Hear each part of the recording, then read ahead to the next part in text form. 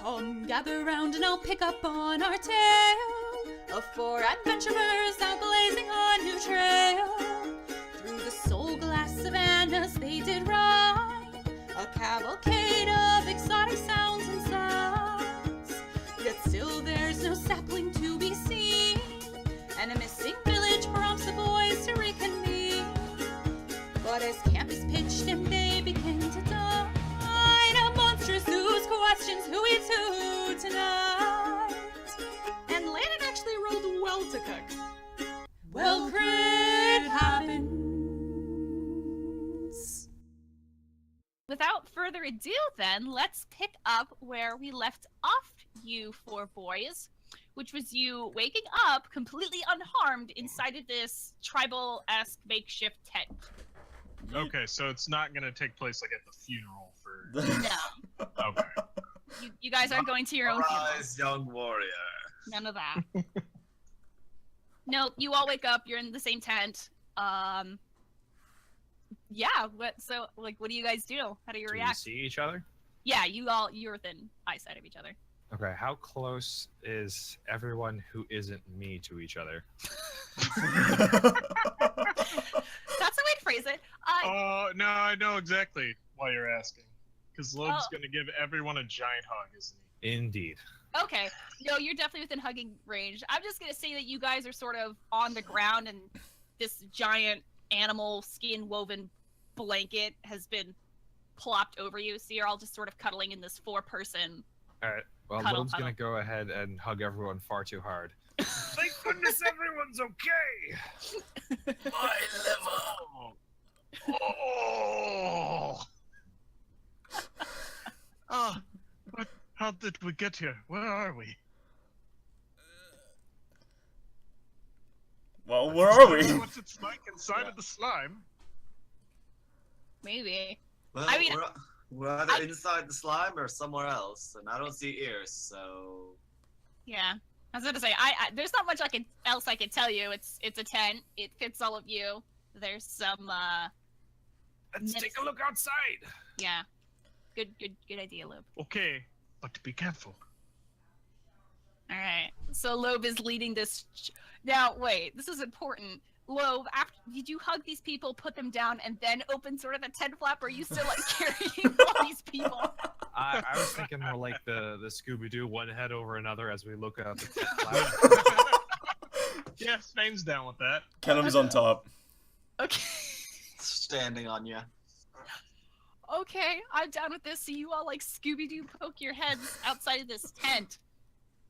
And doing so reveals that on all 4 sides is the same gray translucent ooze that you fought against what you believe was the night before, but as far as you know, many days or weeks could have gone by since you were eaten, defeated. So we're still inside the ooze? In a sense, yes. But you see that you're sort of standing in this giant air pocket that's been carved out by unnatural means. And as you sort of poke your heads more so out of this tent and look up, there's this huge, like, strung up system of sticky membranes that are sort of spiderwebbing all these other huts and these villages. And a lot of them are covered in plant life, weirdly enough. Like, you've got some moss growing on the tops of these roofs, and in between these sticky sort of pylons, you see some flowers and plants. And all of these membranes are connecting against this monstrous rib cage, and this site sort of continues to condense the farther up you look until it closes off altogether. Wait, so we're inside the beast. For all There's intended like purposes. a village in the ooze. Yes, there is. Okay, this is Holy weird. shit, Tom, you were right. Alright. Alright, so at this point, I think it's only natural we try and figure out what we're inside. So, Kennam's gonna, what is that, nature? Yeah, Figure out what this thing is? you can do's me in nature. Oh my god, now I just imagine Kennam's like running his hand along the floor, like the ooze floor, and he's like, take it. Oh my god! That's funny! Yeah! ooze expert. I became one with the slime. Oh, my God. God. Oh, that Okay. sounds disgusting. So I guess Kennam just like takes a scoop and starts to inspect it, and he's like, "I know what this is," and no, with like kind of the combination of you remembering it by the sort of the pod you found and everything that's happened, also the fact that you notice that a lot of your friends' metallic objects are gone. My shield. Yeah, no more shields. My sword, my dagger. Yeah. Oh, his armor. No. Wait, what? My armor. Oh, well, now this is an important question. Was your armor magic? You said at the end of the last chapter that my armor was enchanted, so yes. Yes. No, so your armor is still there, but you now have like sticks. You have like 2 clubs and a staff for your weapon, Lannon. No. Spain, you just have clubs. Little hit. I'm clubs. useless now. But Do I still have that hide armor, or am I like in a Yes. loincloth again? no, you still have your armor. Anything that was metallic or plate in nature has been sort of corroded away, and Kennam, you realize at the start then that this giant creature that you are now roaming inside must be, in fact, a gray ooze. And I will send you the link to that so you could just take a gander and learn all of its secrets. Natural fucking 20, goddamn. So, if the goat is Kevin, and the cart is Florence, what is the ooze? No. Sticky? Who is the ooze? Did somebody just say sticky? Questioningly. I mean, Lobe makes a fair point. It is a sticky ooze. I mean, you can walk along the floor just fine. It's not like you guys are sticking too bad, but, you know, it's a little goopy oopy. I guess now the focus is naming this stupid inanimate thing. We could just name it ooze. I vote Jeremy. We should What probably go about- try and find this wizard of ooze. What about Ivan? Ivan? Ooh, Ivan's pretty good. Ivan the Ooze. I'm down for that. I like it. All right, so now that you've successfully named the thing that kind of ate you, but is also keeping you alive, oh my god. Okay. Wait. The ooze is keeping us alive, or like it just didn't kill us? I mean, as far as you know, it's keeping you alive at the moment. I mean, you're pretty damn sure there weren't any air pockets when you were fighting this thing. In its defense, it was pretty dark. Okay. Do we see any other people around, or any other I humanoids? mean, there or are houses, so... I was gonna say, there are a couple of huts above you. Lobe, next to you, there actually is, not directly next to you, but just like a couple paces to the left, there is a hut that is within arm's reach. Like, you could knock on the door pretty easily and give a howdy doody. I knock on the hut.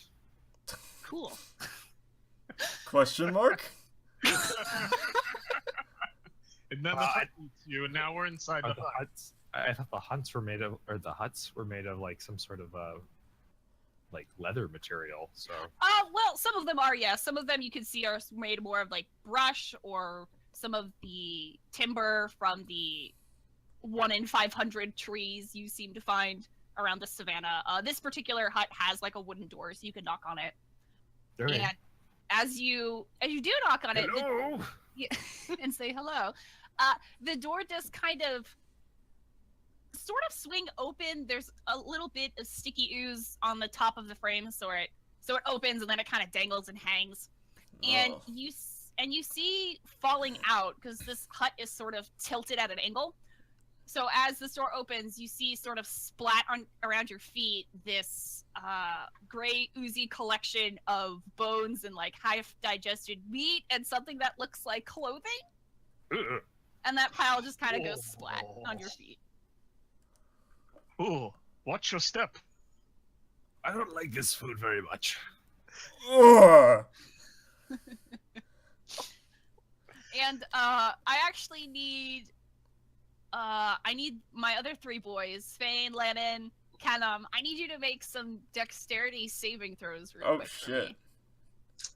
Well, I don't want to mess up my shoes. 7. God damn it. Lannon's gonna mess with his shoes. No, my Yeah, shoes see, are I've already enchanted as messed well. up. It's armor. 19. Okay, well, Kennam's not 12.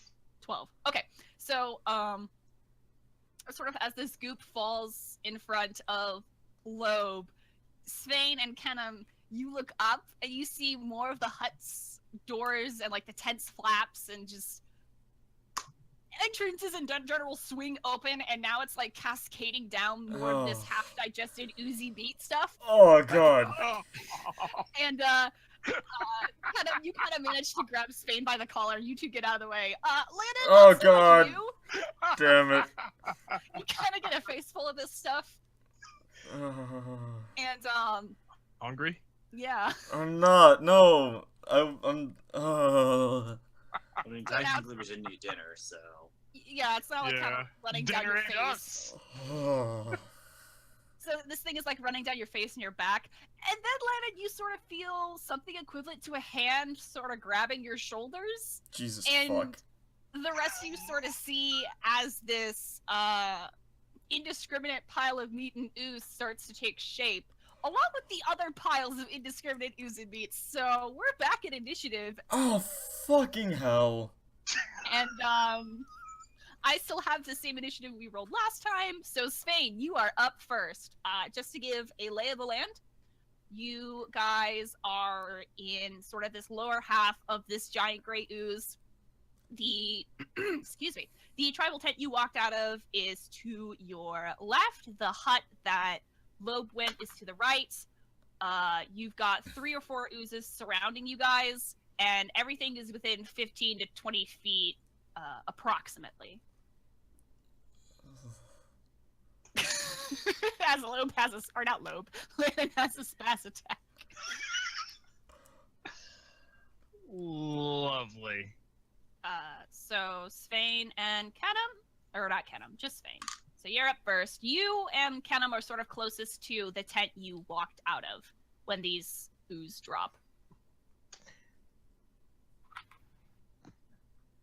Okay, so Svein is gonna take one of his clubs that he now has, and Okay. he's gonna chuck it at one of the oozes. Okay. Interesting. Would that be considered an improvised? I guess not. But you're not exactly hitting with it like you're supposed to. No. Oh, okay, hold on. One.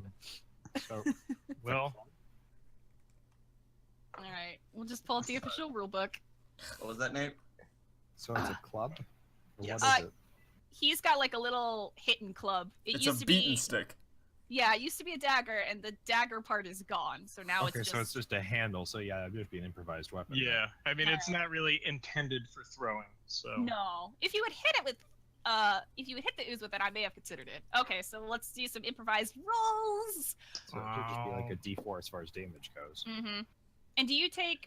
I guess you take disadvantage then, since this is improvised, and you're not proficient in throwing sticks at people. Let's see. So it'd be D20 plus anything. Give me a second, I can look up the improvised weapon. Yeah. I honestly thought you were just gonna hit with it. That's Honest what to I'm gonna gosh, do. Like, hell. Screw this. The last time I got next to an ooze, it didn't work out so well. So Yeah, Oh I my feel God. you. I gotcha. try and keep his Um, distance. Oh, you found it? Alright. Guys, All right, go for it, Kennam. it deals 1d4 damage. Cool. It's just What are we? flat, isn't it? Yeah, Hmm? probably. It's just flat damage. There's no It adding. just says it deals 1d4 So damage. So when I'm rolling to hit, do I add any stats to it, or do I just roll a D20? Yeah, that was the question, huh? I guess you do range since you're throwing it, That'd be which would dexterity. be dexterity. Yeah, that makes Yeah. sense. That makes sense. Do it. All right, 16. 16, not bad. Yeah, no, that definitely hits. So roll me that D4, I guess. 4 damage. Woo! Yeah. Yeah, maximum of. That's not good. Well, That's just slimy creep. so you kind of nail the closest slime in the face, and now the stick is sort of just sticking out of its forehead as it continues to It's a unicorn! Yeah, now it's a fucking unicorn. You invented unicornism, Svein. Congratulations. It's a slimacorn. No, it's an oozicorn. Come on. Oh, shit. Alright, Lannon, you are currently kind of being grappled by this small, meaty thing. So I guess I need you to make a strength contest with me if you want to, like, pull this thing off. Otherwise, it's just going to kind of keep sitting there and drip acidy ooze upon your person. Can I just, I like, can I just spin around and beat it with one of my sticks that I now own? Just, like, take it like a baseball bat and try to knock its head off. Okay, so basically what you're telling me is while this thing is still on your back, you're going to try and pinata it. Yes, absolutely. Okay, well, that's going to be some disadvantages because it's on your back, but you can. You can also try and shake it off and then hit it then, if you want. Yeah, that sounds better. I mean, admittedly, watching Lannon spin around in a circle, hitting his back with a stick sounds pretty great, but... Alright, so make me a strength contest since you're trying to tear it off. 15. Wow, that's not bad at all. I got a 14, so yeah. I win! You kind of huck this little booger off, and it begins to take shape much faster than the larger humanoid slimes, and it's using sort of the skeletal structure of whatever this was to take shape. So now you're face to face, not with just a blob, but a humanoid figure that actually comes up to your chest. So it's pretty impressive in stature. But you could go ahead now and do your attackaroo with either your clubs or your staff. Fuck. I have no idea which does more damage. I mean, they're all sticks. Yeah, they're gonna be D4s. If you're talking about a quarterstaff, is it a quarterstaff at this point, Kat, or what's going on? Like, what? Yeah, what were the weapons? I mean, it was a battle axe and 2 hand axes. Yeah, so the hand axes will probably be... The battle axe would actually be akin to a weapon, and the DM's discretion on whether or not she wants to count that as a quarterstaff. Yeah. You know, I definitely will, because I think you losing your shield and all your other weapons is punishment enough. Quarterstaff is similar to battle axe in the sense that it's versatile, but instead of it's now a D6 to D8 if you have 2 hands. You can also add your proficiency bonus if you are indeed proficient in quarterstaffs. I think it's simple weaponry, so. So I'd be really surprised if a fighter like yourself was not proficient in this. Alright, should I add my strength modifier to the, the attack? Yeah, so you'd make like a typical roll, you just don't do your usual battle axe damage anymore. Okay. Oopsie do. 15 hit? Nice, yes it does. Sweet. And I'm doing this 2-handed, so that's a D8? Mm-hmm. Okay, cool. You're not the only one with the quarterstaff. Granted, yours is probably bigger. 11 points of damage. Dude, you guys are getting max damage left and right. Hell yeah. I love it. Okay, so you sort of tear this chest-high ooze off, and I guess like Jackie Chan it up, just like spin this stick around and like smack it twice in the sides. You get some goop flecks flying off in every which direction. I love it. Okay. Kennam, you are up. Just a reminder, you and Svein are in close proximity. You have a slime that's next to you. There's another slime that's about 10 or 15 feet apart. The tribal tent is also beside you. So basically, there's a slime in front of you, a slime behind of you, and a tribal tent to your left. Alright, so Kennam's going to, actually, you said magical weapons aren't affected by the ooze, right? No, they are not. Awesome. I'm going to pull out the rapier I got from Nina Lee, hand it to Svein, and cast True Strike on him. Oh, shit. Ooh. So, Svein, now that you got this, it's a magic rapier that gives +1 to hit. Awesomeness. And for some fun flair, I believe I described it as a very fancy rapier with a bunch of pretty blue gems and shit. Gems and shit. Oh, nice. Well, Spain will like that. Yeah, it like came from, I believe, some sort of ancient Atlantis mermaid dungeon, so that should be fun.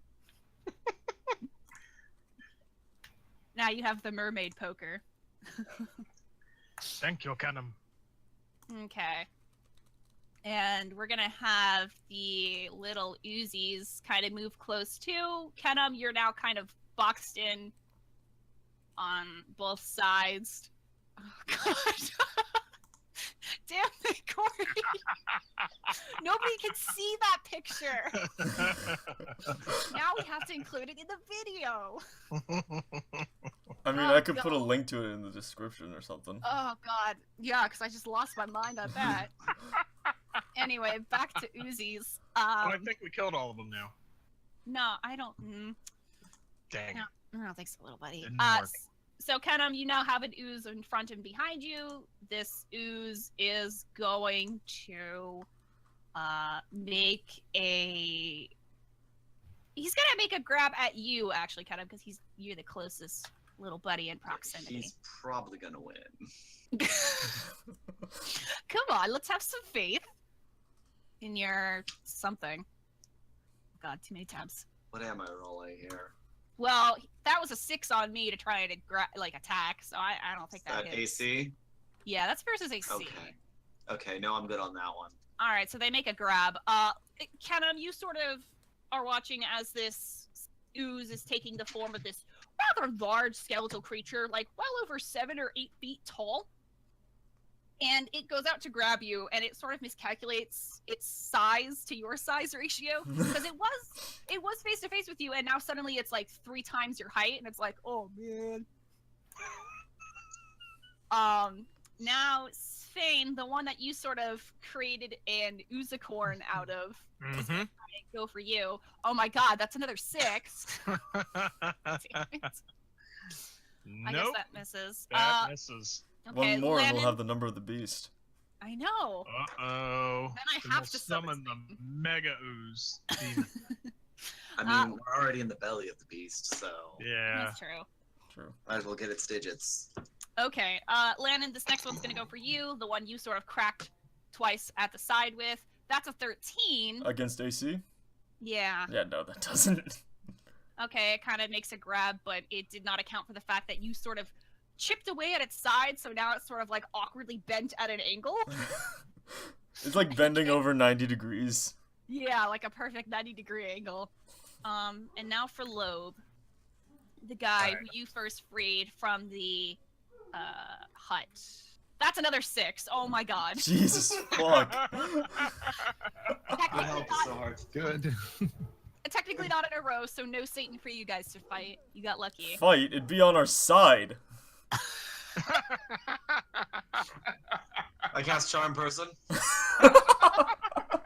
Okay, so this one Lobe kind of tries to grab at you, but you must have never gotten rid of your fucking wool socks, because it just grates right up against it like cheese. That doesn't work out very well for it. Oh Shame my now. goodness. Yeah. Chain shocks. The chain shock. The cheese. So now it is now officially your turn, Lobe. Alright, well, Lobe doesn't want this hell happening again, so he's gonna take the door off of the hut and smash said ooze in front. No, not again! Okay, roll me the improvised weapon thing again. Lobe needs a magical weapon that makes improvised weapons proficient with, because Jesus Christ. Yes. I think monks get that. Well, then you need to become a monk, because oh my god. Okay, A roll me... monk of the bottle. Yeah, Monkey. A drunken monk. drunken monk. There we go. Drunken master. All right, roll me the doobie-doos. Ooh. Oh, Ugh. 7? That's not gonna do it. You go to smash this little buddy like a bug, but it sort of just bleeds through the cracks and it's unharmed. It's now sitting on top of this door that you have as a weapon. Get it off! Shut the door! Oh wait! Svein, we are back to you now. You just got a sick ass rapier from Kennam. Mm-hmm. And Kennam, like I said again, Kennam is now surrounded, kind of surrounded. He's got a slime above him and a slime below him. And you are to the right of Kennam. You The current slimes in front of you are 1. That was the most confusing way I could have explained that, so let me know if I gotta explain that again. Okay, so there is a slime right next to me, then. The oozacorn that you made. The oozacorn. Okay. Yes. Okay. All right. So if Svein were to try to move to go over near Kennam, this ooze would get to smack him. Yeah, I mean, and you guys are within close proximity that you wouldn't need to move that much. Like, what does Svein want to do exactly? Svein wants to see if maybe one of these slimes isn't paying attention to him. See if he can get a sneak attack to help out. Kennam. Spain, I mean, you're already gonna get a sneak attack. You got advantage. True Yeah. strike. Oh, that's right. I The forgot rapier- about that. The All rapier right. glows Yep. with the power of True Strike. All right. Well, yeah, Svein will just hit one of the ones near Kennam. Okay, Just gonna stab it. give it a little poke. That's right. Go make a second oozacorn. Hopefully not. I mean, if you get that one, that's very tempting. Yep. Let's see what happens. Instead, you hit it with the hilt. All right. So 14, that's not horrible. Yeah, 14. advantage. So let Yeah. me try again just in case. Never know. You never know. 20, Oh. 20, 20, 20. It's 25. 25. Almost, yeah. That's even better than 20. Do you have I do improved wanna critical? mention- Yes. No. I do want to mention real quick too, with the inspiration points that you, Lennon, Lennon? John Lennon, no, John Lennon, You inspire people. no, that you, Lannon, and you kind of have. They're not necessarily for you. You can give it to anybody you so desire. You just have to say like, I'm giving this to him before you roll. There is Noted. no like rolling once and then saying, wait, I want to use my thing. So I get a third port roll. Yeah, kind of. Except it's like an automatic 20. Okay, that 25 is definitely gonna hit. So you go ahead and roll your dabblage. All right. Dabblage, gonna roll the freaking dabblage.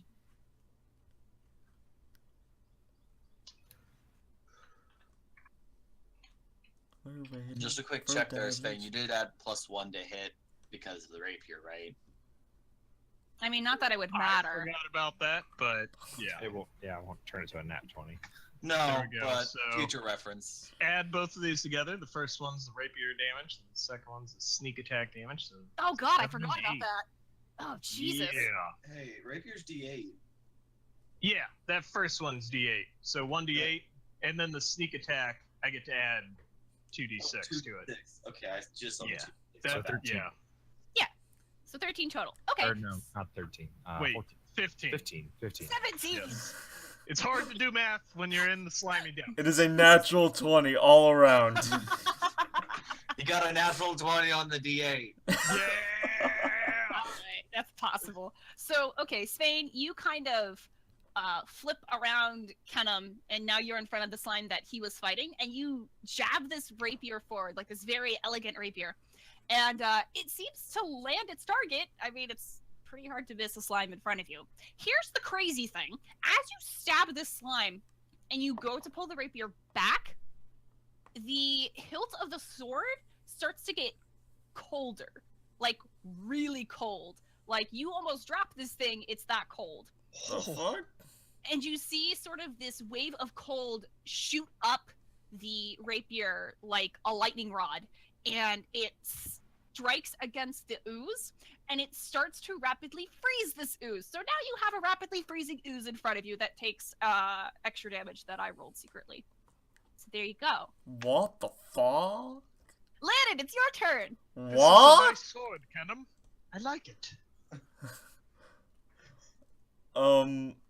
So where are like the other enemies other than the one? Proximities. Yes, proximities. You still have one that's beside you, bent at that 90-degree angle. Sort Cool. of behind you to your left is the oozacorn.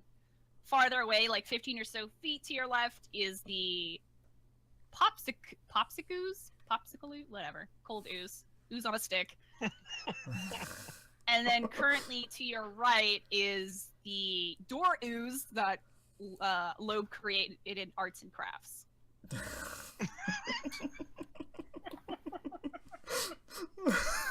The dues, if you will. Yeah, the dues, if you would. The dues. I'm gonna take another swing at that one that I bent out of shape earlier. Okay. So. Gonna make it a perfect 180, huh? Yes. Plus 5. Oh, I don't think an 8's gonna hit. Is an 8 gonna hit? An 8 actually does hit, so What you go ahead the and roll your fuck? damage. I gave you guys the link. Do you see what their AC is? It's not good. You got me Oh, there. wait. I should take a look. Yeah, guys. It's 8. Aw, so I was just shy. Truly, what makes the Great Ooze scary is the fact that it eats metal. That's about it. Alright, pinata time. Woo! 8 points of damage. Arriba! Nice job.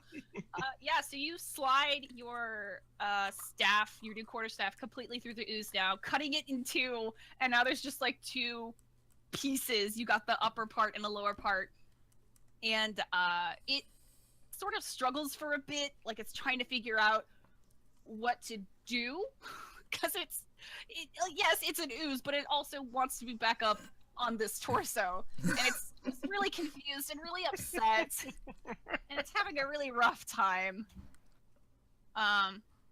Wait, as a free action, Yeah. I saw what the rapier did to that other ooze, right? Yeah, everybody did. Okay, cool. I yelled to Svein, "Oi, stab it into the big ooze! The one that we're inside of!" Ooh. I think we're gonna need a bit of a bigger rapier for that. So on that note, Kennam, unless Lannon wants to move, it's now your turn. Actually, wait a hot second. Lannon, since you're a fighter, don't you have, like, multiple acts to attack or something? Or is that later on in life? Later on in life, but I can use action surge, but I feel as though I'm gonna need it for something later down the line. Alright. Like if we need to run away. Yeah. Good idea. Yeah. Okay, fair enough. So Kennam, it's now your turn. Okay. First things first. Kevin's gonna like dive into the hut. Okay. Jabba. And now hang on just a hot boodly second, because even though the popsicle slime is turning into a popsicle, it still can make an attack against you, but it is at disadvantage because it's kind of freezing up a bit, so 10 and 5. I don't think either of those I'm are good. hit. I'm good. That first Okay. one just narrowly missed me. Oh, wait, but you know what I did remember? What? There is a slime behind you. That's a 7, though, so never mind. Does that slime have inspiration? God, no. So basically, Inspired by my awesome die. Kennam, you dive into this hut, and these two clowns just crash together like a Scooby-Doo fucking episode. A lot of The one- the Scooby-Doo one- moments today. I like it. Yeah. The one that was behind me. Yeah. How big was he? He is shaping up to be about 7 or 8 feet tall. And you said he's humanoid, right? Yes, very much humanoid. Still Oh. sort of Charm person!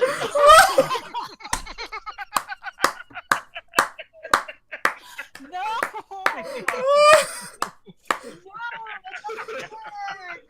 Hey, Stop it! No, that doesn't work. read charm person. Doesn't it Charm not a work? humanoid you see within range. Oh, fuck. It does work, Catherine. Wisdom saving throw and does so with advantage if your companions are fighting it. Oh, no. I did say it was humanoid. Yes, you did. No, he's used my loophole. God, okay, fine. I'll play your stupid charm person game. What am I rolling? Oh Wisdom god. save. Oh God, that god. thing- That's a thing he's really bad at. Not as bad as intelligence. Wait, so now listen. Did you say I get advantage if you guys are actively fighting me? Yeah. Okay, so I'm gonna roll twice then. Yeah, That's a but 5. Oh Jesus. I don't even think it matters. 5 and 11? No. Yeah. The save DC is 14. Oh. Be charmed. Okay, now you have a charmed giant ooze. Yeah. Okay. That's cool. No worries. Alright, yeah, so... Okay, just making sure. Yeah, he can go fight for me now. Oh my god!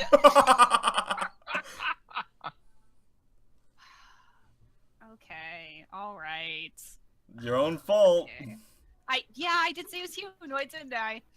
That's my bad. Alright, well, it is actually the ooze's turn, so do you want him to go do something? You've got I want to go beat the shit out of all the other oozes. As many oozes as I can before the charm spell wears off. Okay, well, there's a couple. You've got the ooze popsicle, you've got the ooze-a-corn, and then you've got ooze and crafts. I'm gonna go make him take out the ooze-a-corn. Keep him all safe.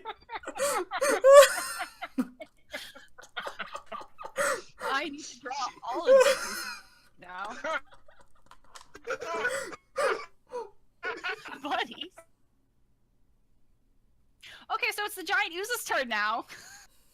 And Kennam, who do you want him going after? I'm gonna get the ooze-a-corn off Svein's back. So. Okay. So 10 will hit the ooze-a-corn. Let's max damage again. Yes. God, you guys are killing the last ooze-a-corn. It is not looking good. Literally, like this hulking hunk of meat just comes over and punches the ooze-a-corn right in the face. Now it's like a dwarf ooze-a-corn because the horn just got punched farther in. God, Oh. poor baby. Well, and the ooze-a-corn's a little confused because it doesn't know why his buddy's attacking him. Also, popsicle ooze over here is not looking good either. Musical.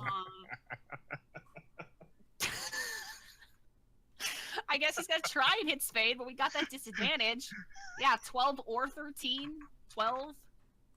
Nope. Well, yeah, no, okay. Jesus. And now we got ooze and crafts over here. Who's gonna try and hit Lobe? Give him a bear hug. Wow, that's an 18. Ooh, yeah, that hits. Okay. So Wow, ooze and the crafts. first time bring it in. something's hit this game. Okay. On my side. On your my side.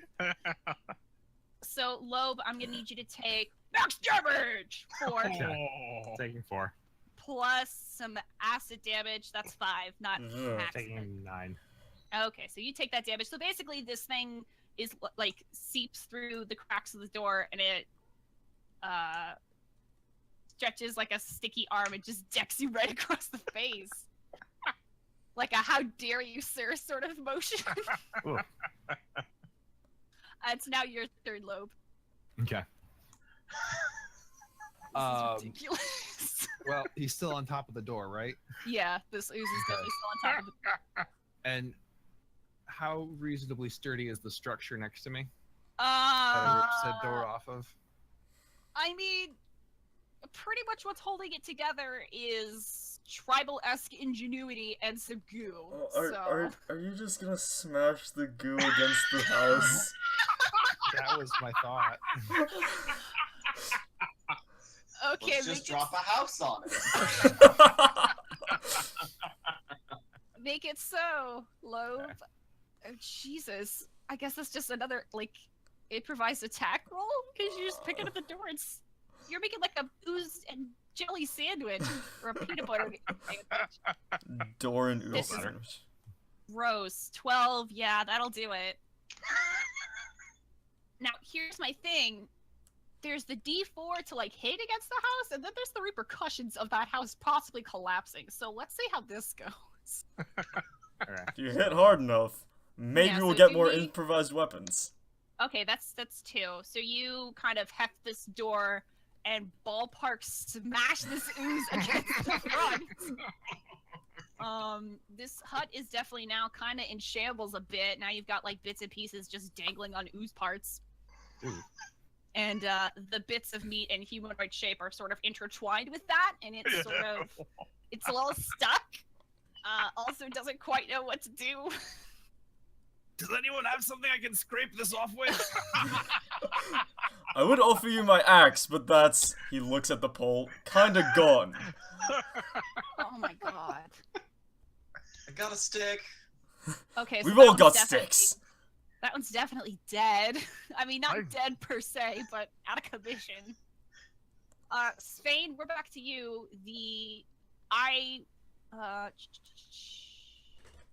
Okay, so we have Popsicle Ooze next to you, who's looking pretty beat up.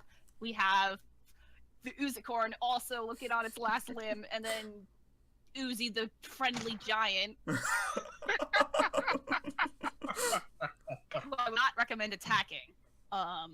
No, Yeah, the spell ends. he's our chum. Yeah, he's your literal chum. Yeah. Oh. Yeah. No, Svein's gonna go back to the Oozicorn. All right, to the Oozicorn. Away. Yep. All Give right. it a good old poking right in the oozy face body. All right. thing. Sounds good. Well, maybe we'll make that roll. Whoops. If I can spell correctly. Oops. There we go. That 14 definitely does it. Go ahead and roll the damage. Oh, and Cory? Yep. Do remember that you can just hit the up arrow and change the Hey, look, some of us just like to type out the whole thing, okay? You can. I keep my macros, like... What? Well, I did, but then my weapons got dissolved. So. Yeah, well, shiver me timbers. But yeah, you can go ahead and roll rapier stabbing damage. All right. 11. Dang. Oh my god, that's actually really good. So you jab your rapier into the Oozicorn, and it also sort of starts to lose its shape and just melts into, again, this puddle of meat and bone, and bleh. This time, though, you do notice that the same cold sensation does not happen this time. It's just a normal feeling rapier. The fuck? Lannon, it's now you. You are Interesting. no longer surrounded by oozes. You have Oozy, the friendly ooze, behind you, and then off to your left near the tent is the last remaining ooze, who's now turning into a popsicle. Very much so.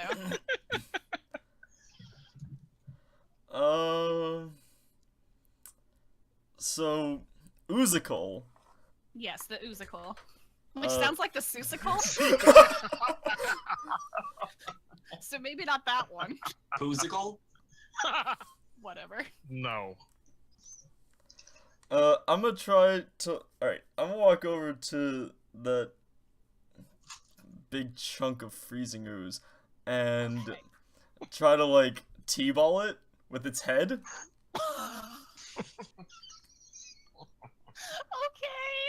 Okay. Make it so, number one.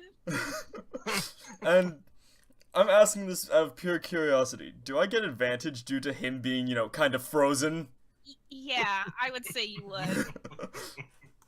God. Don't mess. Okay, that's a 20. Don't matter. 15. That's a 15. Doesn't even matter. Roll me's the damage. Alright. 5 doublage. Okay, so just as this thing's sort of head starts to freeze over... As I'm swinging, I yell, "Hey, bada bada bada!" Yeah, you crack your quarterstaff into this thing's head, and the head breaks off, and it just goes flying into the tent. You kind of hear it crash, so it probably made a mess in there. Oh, But home run. now all the oozes are officially gone, except for Oozy, the friendly ooze. So Kennam, I guess How long that's does up that to you now. last, by the way? About an hour. Oh, cool. So yeah, technically you're sort of out of initiative unless you want to do something about Oozy. It lasts an hour, and this has been all of 18 seconds. Does anybody have like a watch or something we can keep time with this? I'd rather not get surprised by him, but I'd also like to keep him along. Well, let's see. Not per se, but I do have some candles. I don't know. Perhaps Candles if do. anyone knows how long a candle burns, we could maybe use that to measure time. These Can we people- roll? Can we roll investigation to see how long the candle burns? Okay, so basically you, Svein, Lannon, and Kennam are all fucking bunched around his backpack trying to figure out how long a candle lasts. Yeah, kind of. Okay. Lobe, are you still sort of on your own, or did you join this Project Candle? I'm gonna keep looking around, seeing what's going on here. Alright, cool beans. So, probably actually a good choice on your end, because as your other 3 teammates are discussing the time to melting speed of candles, you notice that those huts and those tents that had swung open above you, there's still stuff coming out. Like, that was sort of a wave 1 thing, and now you can see there's just a ton of them all sort of spider webbing down. Like, you see a bunch of them jumping from ribcage to ribcage. It's not a good Jesus time. Christ. We're trying to investigate the candle here. Up? Up? What? Looks up. Oh, that's not good. Well, you know what I'm doing with Uzi. We So got another the- 100 rounds with him. Like, go, Uzi, go. Yeah, but like on that note of 100, at least that and then some sort of drops in front of all of you. They have sort of the similar look as the ones before. It's just this half-digested, fleshy body, bony, humanoid mess, except now there's a lot of them. Jesus fuck. And they do all start to shuffle towards you, very reminiscent to that of a zombie coming after, brains and whatnot. It takes a village to Like- kill a party. Yeah. I'd like to pick up the biggest piece of hut I can find next to me. All right. Excellent. And I assume at this point you guys are sort of like all in line, just ready to mow down what you can. Hell yeah. Guys, I have an idea. Yeah. Well, What is it? Uzi, go talk to them. but excuse me? They might listen to their own kind. Okay, so you send Uzi on over there? Yes, and I'd like to use my Dragon Mark of Hospitality to cast Friends on him, giving advantage to charisma checks. Okay. What? I got nothing. Can I? Let's see. No. No, we're just gonna. Okay. I have Guys. prestidigitation. I'm trying to think if there's a way that I can make this even better. Well, as you are thinking about how to make this better, Uzi sort of approaches this fucking mob of ooze zombies. He's just like, hey, Friends, guys, Romans, they're fine. countrymen. Yeah. And it just kind of stands there for a minute, and all of the other oozes, all varying sort of in heights, but you do notice a lot of them are sunk between either 6 feet, like the higher end of 6 feet, or the lower end of 8 feet. So they're pretty big. fuck. And they all kind of stare at this guy for a minute, and nobody makes a move. Like, they're a little confused. They don't know what's going on. And then, all of a sudden, from, like, the way back of the crowd, you guys hear... who here speaks Halfling? I was gonna say raise your hand, but this is all audio. I raised my hand anyway. I believe I speak halfling as well. I do not. I don't know, guys. I don't Yep. think I speak halfling. I don't know. No. Well, basically, anybody who speaks Halfling sort of hears from the back somebody go, "Wait! Stop just a moment there! What are you all doing?" And then you sort of see the sea of ooze start to part, What the shit? and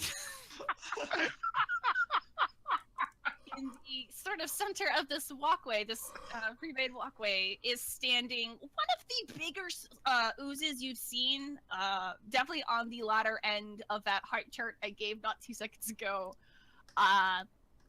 It's fully humanoid in shape. The sort of half-eaten skeletal frame is fully functioning now. It's got a pair of arms, it's got legs, trying to wear clothing, like this sort of very noble looking leather garb, but the leather garb is sort of partially sticking in and out of its chest, so A bit of a hot mess. Just a little. So it's a halfling talking hot mess. Well, it would not necessarily a halfling. This thing's like 8 feet tall, so probably not that. It is no, but speaking. it's speaking halfling. Yes, it is speaking halfling though, and it kind of weaves its way through this crowd and approaches you, like all 4 of you, and looks sort of at your confused faces. 2 of your confused faces because only 2 of you knows what it's saying, and it looks to you, Lobe, and it looks to you, Kennam, and it sort of holds out a hand, and it says, "I'm terribly sorry, but this would be much easier if we could all understand each other." And its hand is sort of extended and goopy and gross. What? I go to shake his hand. No! Kevin's loving this. He's gonna shake the shit out of that hand. What the fuck? Smash it. I don't know what's going on, but I love it. They speak halfling? You 2 shake this weird humanoid cloth-wearing ooze's hand, and you can feel sort of the center of your chest start to get a little warm. And as that happens, you see its chest start to glow a little bit. And after a couple seconds, its hand pulls away, and now all of you collectively can hear it say, "Yes, that is much better. I believe now we can have a proper introduction." What? I feel the Lobe need leans to down repeat one of his myself all the teeth. time because I am so dumbfounded by what is happening. Lobe's gonna lean down to one of his team. Why is the food talking? I don't know. I don't understand. I don't think I cooked it very well. I'm not getting water next time.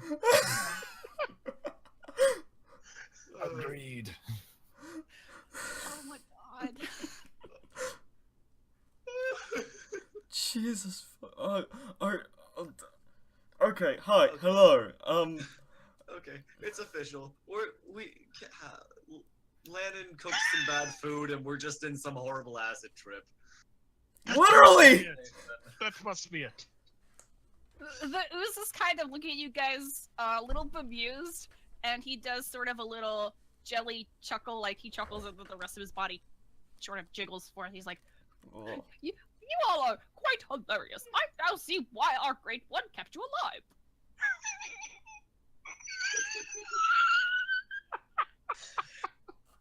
Wait, I'm sorry, what? Great one? Oh, Okay. I imagine this must be very confusing. Yes. No I shit. suppose we can- Why don't we go back to my... And he thinks a second. I believe you call it a house, and we can have a discussion there. And he looks at the rest of the oozes and sort of waves his hand, and they all disperse. Like, some of them shoot back up into their own huts. Some of them just sort of melt into the floor, and you're left with this person, this sort of well-dressed and confusing ooze person, who, before he sort of starts walking, says, "Oh, but I suppose it would be easier if we all had a name attached to each other. That is something that you matterous beings have, yes?" Yeah. Yes. And again, he sticks out both hands this time to all 4 of you, and he says, "While I do not understand this custom, the person I am currently inhabiting called themselves Chieftain, so you may call me that." Chieftain. Got it. I'm Kennam. I'm Svein. Lobe. Lannon. I'm also confused. And if you don't take the slime's or No. Chieftain's hand, he will definitely take all of yours and shake it vigorously. I take his hand, just like cautiously. Yeah, Svein takes his hand, but yes, also cautiously. I'll wait till the hands are empty. Okay. So you guys are shaking Chieftain's hand, and you realize that, unlike past encounters with this great ooze, it's not burning you this time, or at least he doesn't sort of maintain contact enough for it to start burning. So seems to be at least somewhat aware that that is an ability he has. And, okay, cool. Nice. Actually, and on that note, he does kind of say, like, I do very much apologize for eating all of your shiny things. I believe it has a name, I just do not have the memory. Give it a proper name. What do you call it? Gear? The little... Food. Well, you think it's food. I think you call it metal. Alright, not gonna lie, for a solid second, I remembered, oh shit! Our money is made of metal too! But then I figured we all put it in the cart. Yeah, I'm not exactly sure why you would have it with you. I mean, unless you want me to devour your... No! I'd rather... Okay. I'd like to keep my 1,000 gold pieces, thank you very much. Okay, fair enough. Made me lose my weapons already. I'm kind of peeved. So, sort of with that, Chieftain starts walking forward just for you to follow suit. And as you reach sort of underneath the center of this ribcage, he looks back to you and he says, well, we're all the way at the top, so I will escort you there. And he sort of shoots a sticky hand up and grabs one of the ribcages. And he starts pulling himself up, kind of leaving you all there on the ground. Is he just Spider-Manning this shit? Yes. Cat, Yes. about how high up is this thing? It's a good, like, 3 or so feet up. Oh, 30, that's it? Lannon, What? do you still have that rope? I mean, is it made of metal? No, so yes, I have it. Okay, I'm gonna grab the rope, which is what, 45 feet? Because you cut off 5 for me, yeah. I'm gonna just cast rope trick, and we can just climb the rope there. Oh, wow. This is... Oh. So everyone's gonna make me a fun, climby check? Athletics check? I would say athletics. Alright, everyone make me athletics then. Let's see if you remembered how to do this in high school. Ah, good thinking. I did. Roll the 20. Damn, Lannon. Somebody better lend me a hand here. I am tiny, and I have 2. Roll the 2. Wow, Kennam got a 2. Don't worry, he Svein can can't piggyback talk. on me. Svein got a 4. So basically all the stubby-legged people are having trouble. Yeah. Shock and surprise. What's You Lobe? long-legged people make it look so easy. And Lobe got a 9. Oh god. Alright, I can Okay, carry Kennam.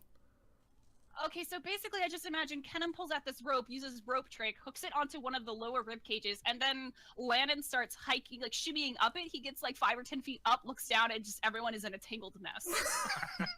That's exactly what happens. And like on that note, Chieftain kind of bungee cords back down you, Lannon, and he looks down at your friends and he's like, your companions seem to be having some trouble ascending. They have trouble with a lot more things than ascending. I grab Kennam, like, hoist him onto my shoulders and keep climbing. And the chieftain is sort of watching this display, and then you see his expression. He has a very vague expression. Like, you have to imagine, this is sort of like a half-digested skull face, so making expressions is a little difficult, but you could definitely tell sort of this flash of realization comes across it, and he says, oh my goodness, I'm sorry, I forgot you haven't been converted yet. And he kind of extends a hand, and some more of that ooze drips down next to the 3 who are kind of on the ground, so except Kennam, I guess, who's now on Lannon's back. Yep. He's piggybacking me.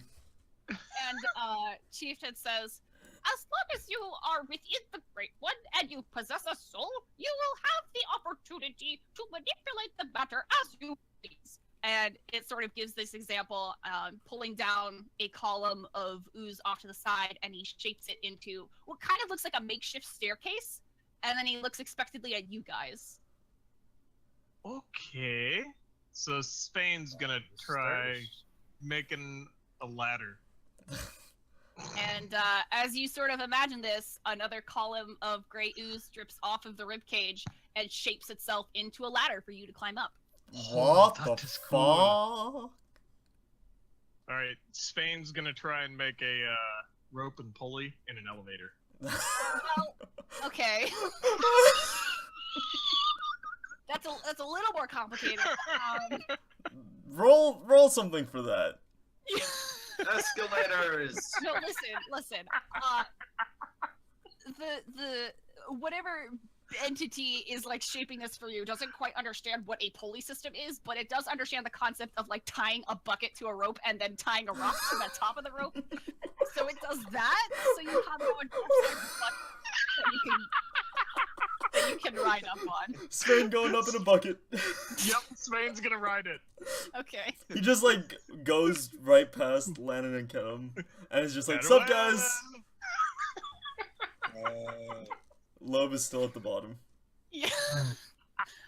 I'm just gonna walk up some stairs. Okay. You walk up the stairs that Chieftain made for you. Good, solid choice. Lannon, Kennam, are you still gonna like go with this rope trick nonsense? He has no choice. He's on my back or he's falling. So Yeah, I'm gonna hang with Lannon wherever he's going with this. Okay. I'm just climbing up to the dude's house. Okay, this is a fun image in my brain, guys. So we've got basically Lannon and Kennam who keep improvising this rope trick from like bone to house to bone again. You've got Svein who just keeps letting this bucket rock system get set up. And then Lobe who's just shrugging his shoulders and following Chieftain's little like swirly step case of wonderment and ease. The most least complicated thing here.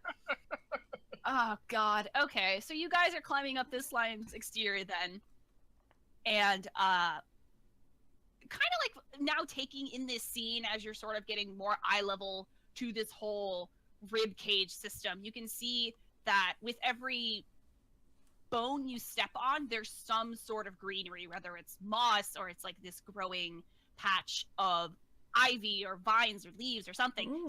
Like every surface, all the surface area is covered in something that's green. And as you are climbing too, you sort of pass by more of these weirdly suspended houses, a lot of them sort of flipped upside down or at an angle, and each of them with these quote-unquote humanoid slimes who are sort of climbing out of windows and walking across these membranes like they were just normal citizens. And I would like, let's see, if somebody wants to make a nature check. Not it. Okay, well, it's not necessary, but I can give. Will try. Okay, it's not necessary, but I can give you some fun little details. Oh, Kennam got Kennam- all these. Kennam, that's an 8. Svein, that's a Wow. 21. Good job.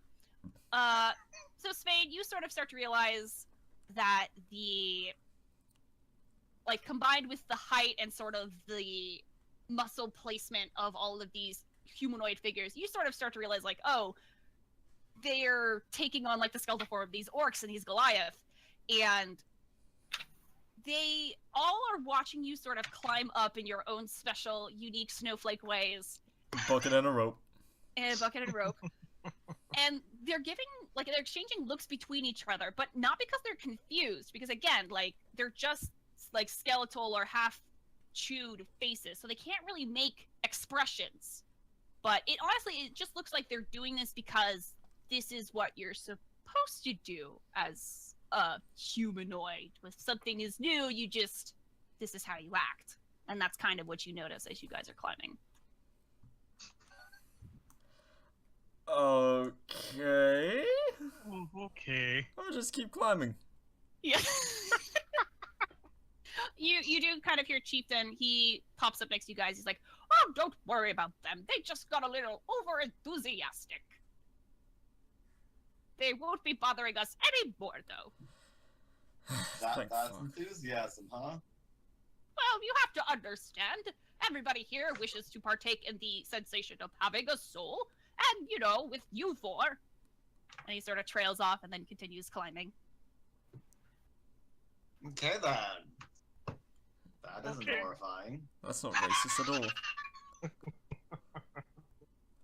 So as you finally reach the top of this air pocket, Chieftain hops off at the biggest hut in this entire ensemble. This one is definitely the nicest built and was sort of given the best materials. It's mostly made of wood and like these clay bricks, but just like the other huts and just like the bones, it's both dripping in gray ooze, but it's also covered in this plant life.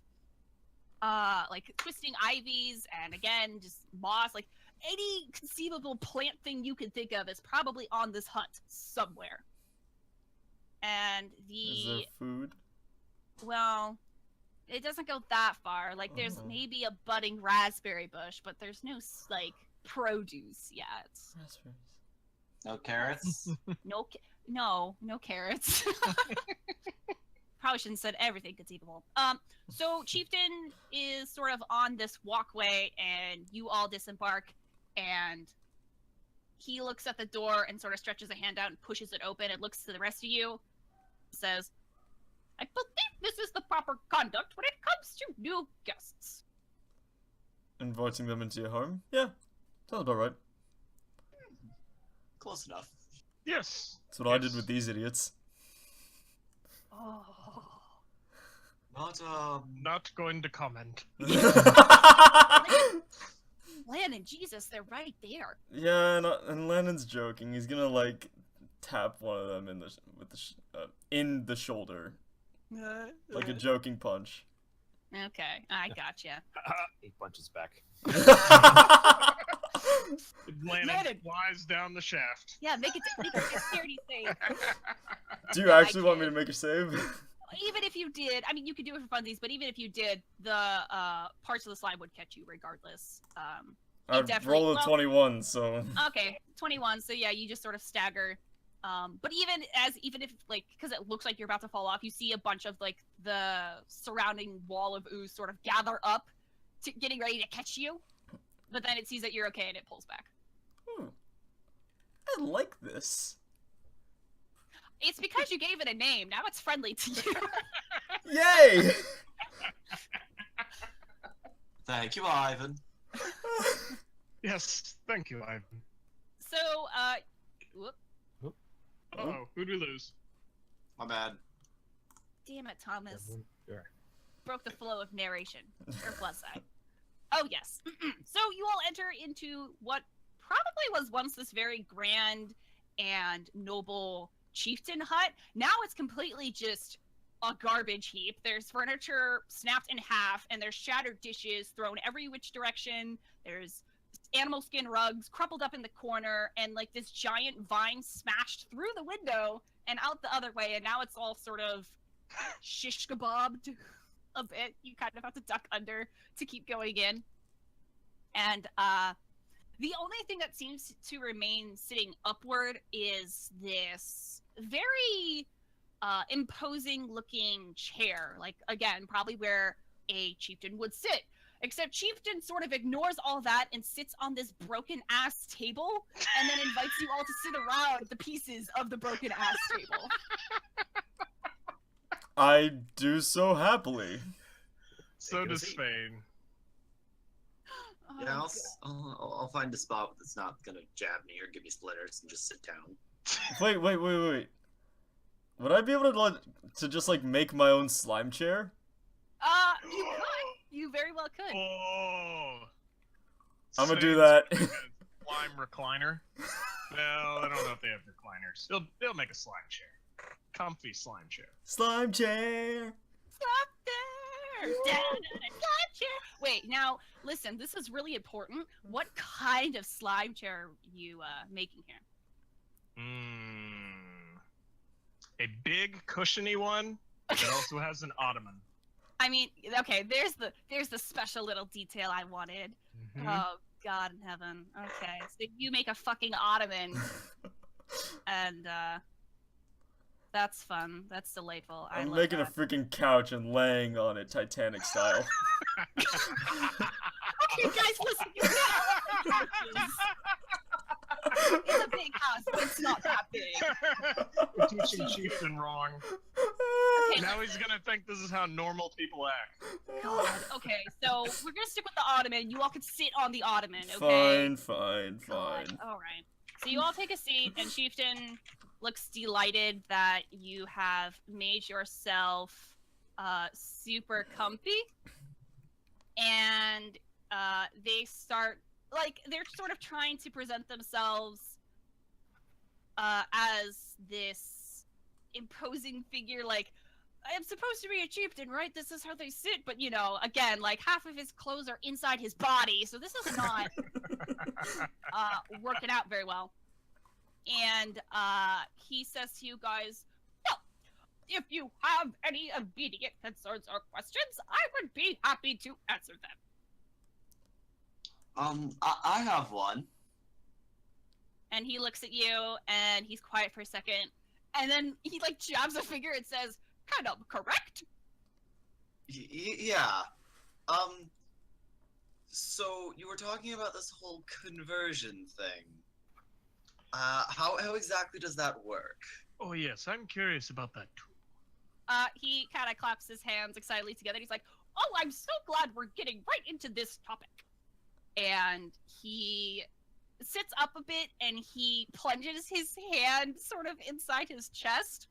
And he's trying to take off this sort of, like, vest or ceremonial robe or whatever this original humanoid was wearing before it got munched. And he pulls sort of this sticky, gross clothing out and drops it on the ground. And now it's a lot easier to see. There's this glowing something in the center of his chest, like this glowing sphere, about the size of a grapefruit. And it's sort of hard to tell what color it is. Again, the ooze is sort of translucent, so seeing it. Checking the crystals in my pocket. Yeah, no, they're definitely lighting up like it's the 4th of July. Which one? Hard to tell. You only get to look for a second until the chieftain starts talking, and he says, you see, fine guests, we as Oozlings were given life by our Great One thanks to these souls. And he points to the glowing thing in his chest. Oozling? And he says, alright. It seemed like the appropriate name. I mean, Yeah, sounds right. I like it. Continue. It's just the guys who were totally cool calling these guys oozicorns, oozing crabs. An oozicle. And an oozicle, which is not the Seussical version. No. So the chieftain goes on saying, ooh, actually, I need some water. Hold on. Water break. Well, the voice is quite parching. I think I know what happened to that village. Really?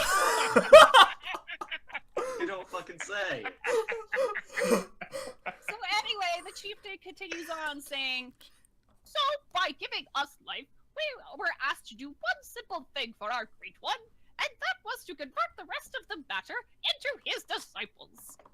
Oh shit. Which is what we were going to do to you, but... And again, he sort of tries to make the expression of confused, but can't, so just kind of shrugs his shoulders and says, the Great One has plans, I guess. I'm not one to question him.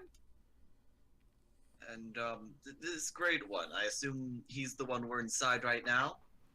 The chieftain nods rather proudly and says, yes, indeed. And, as you can see from the others, they, well, they don't exactly have their own souls yet, so I am its official... And he thinks a second, trying to figure out what the right word is to say. Leader? Prophet leader, yes. Sounds correct. Is the glowy thing still sitting in the middle of the room? The glowy thing in his chest is still very much there, yes. It hasn't gone out. He hasn't like pulled the clothes back on. Lannon raises his hand. Yes. Wait, so is it still in him, or is it like Yes. just sitting in? Okay. So basically, what he did, just so you could see it easier, was he pulled out whatever clothing the original host had, and now you all can clearly see that yes, he does have sort of this glowing spear in his chest, probably the same seeds that you guys have, but in its sort of condensed form. You just can't tell really what the color is. Okay. But I saw Lannon raising his hand. So Lannon Chief did is gonna- raise his hand. Comment and question. While I love what you've done with the place, I kind of like my body how it is. And he looks at his crotch like, I really like how it is. So, my question is, how do we leave? The chieftain again tries to make the confused expression, but just ends up shrugging his shoulders again and says, "Well, see, you're not really supposed to leave until you've converted, but it seems the Great One wants you to make that choice for yourself, so it's really whenever you choose to become one of us." Can we go see this Great One? When we saw it from the outside, there was this big light behind the big skull of it. Is there any way of getting there so we can talk to it? Chieftain shakes his head. He's like, "Oh, no. It sounds really interesting, though. Oh, he most certainly is, but unfortunately, you are not leader prophets. I am the only one who has been given the highest of honors to speak and see him directly. And he, again, sort of looks uncomfortable. You did sort of try and burn him to death. He makes a good point. Yes, I do believe we did have a little misunderstanding there. Well, perhaps you can tell us about it. Well, what is that up there? Well, it's the Great One. Not really much else to say. Gave us life, wants us to convert the rest of the matter of this world. Okay, so while we're talking, Kennam's gonna cast Detect Magic Okay. and take a look around this room. Okay. Everything's lit the fuck up. Actually, yeah, as you go to cast Detect Magic, it's like if you had a migraine and then you look directly at the fucking sun. Like, it is just like this blinding, overwhelming, nauseous sense of it's all magic. So, question: Okay, Answer. that idea. Does Lobe? So, the thing glowed, Yes. and did Lobe notice that other things glowed with it? Like, can he make the connection that that could be the seed that they're looking for? Yeah, you could probably use deductive reasoning to realize, like, oh, he has a seed like we do.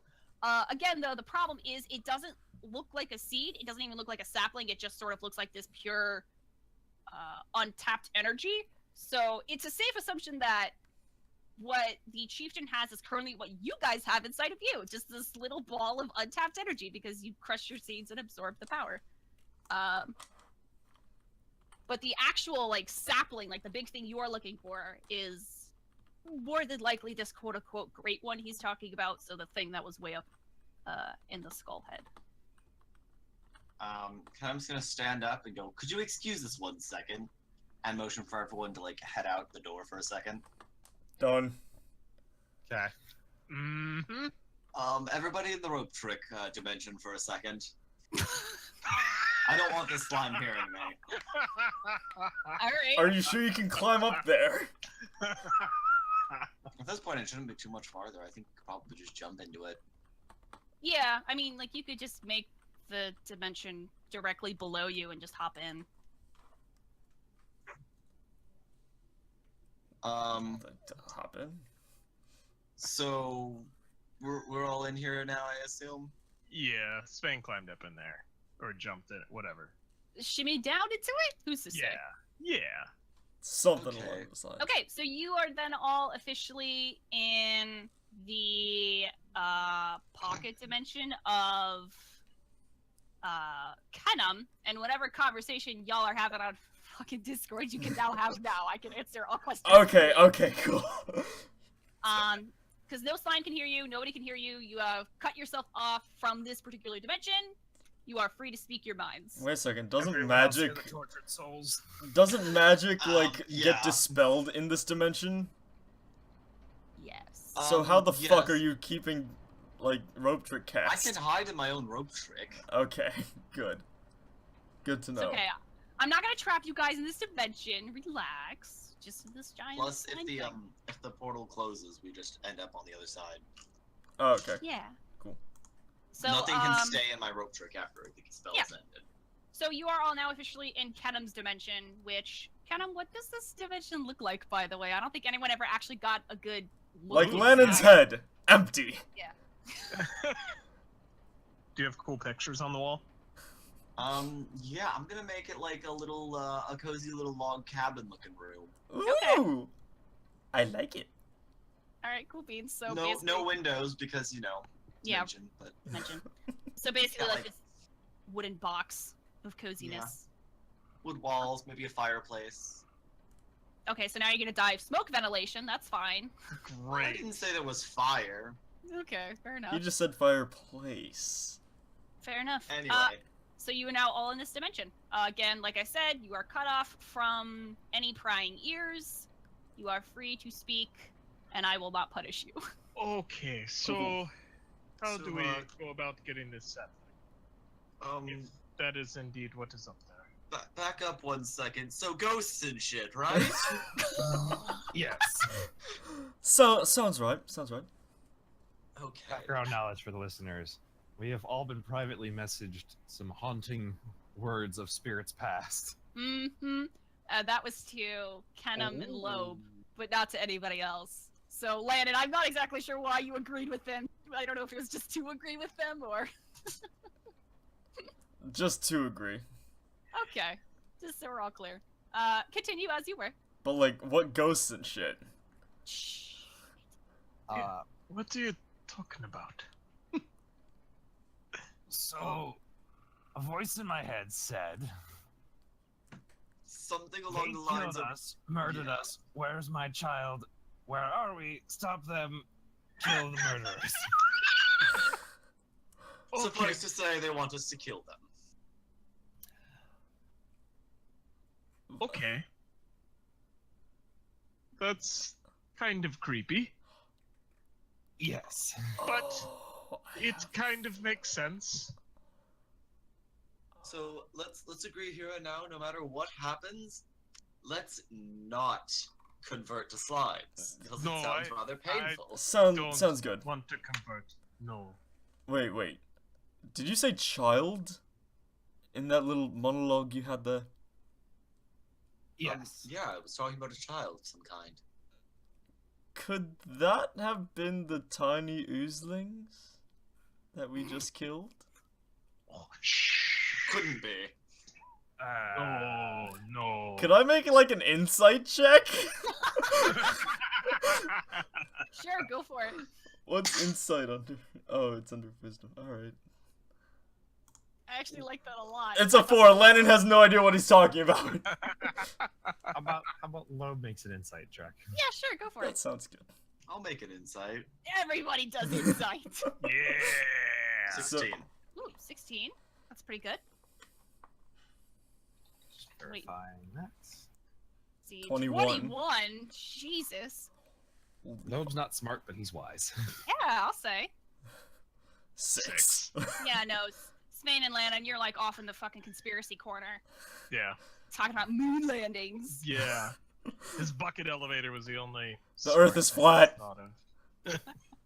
But Lobe, Kennam, you sort of, as Lannon says, like, oh my god, did we just kill those, like, were those the little oozlings? You both sort of exchange looks, and you do realize that probably those smaller oozes that you were fighting more than likely were once either orc or Goliath children that had since now been consumed and quote unquote converted by this massive slime beast. I knew it. Okay, but to do we comprehend whether the penetrating thoughts are them or not? Yeah, and like, is it a consciousness of the people from the past, or is it just literally a conversion where they were human or they were orcs and now they are slime? So Kennam, I'm gonna say you're not really sure about this. You do know that those were sort of the overtaken slimes. Those were probably the voices you were hearing, but you don't know if it was like physically the individual slimes itself. Lobe, you sort of have this startling realization that yes, it was sort of the collective consciousness of this village, but it wasn't coming from these individual slimes. Like the bodies that they have consumed, that's theirs now. Like functionality, mind, body, that's the oozlings. But wherever the ghosts went, like the original conscience, it's not there anymore. It's all condensed somewhere. Yeah, Okay. Arcane checking that glowing ball of chieftains. The So, Do so souls Lobe weigh understands anything? that dead is dead. Dead is Son dead. of a bitch. Wow, kind of That's no. an 8. You Lobe just would like to relate that dead is dead. Dead is and dead. That, you know, oozes are bad. yeah, oozes are bad. Dead is dead. Don't get converted. Hold on, Bad- hold on. bad choice. Do souls weigh anything? Why? No reason. Oh my What? god! He's Sounds going into- to a mage hand that. Okay, listen. Listen. Lannon, sweetheart. You have to see the thing.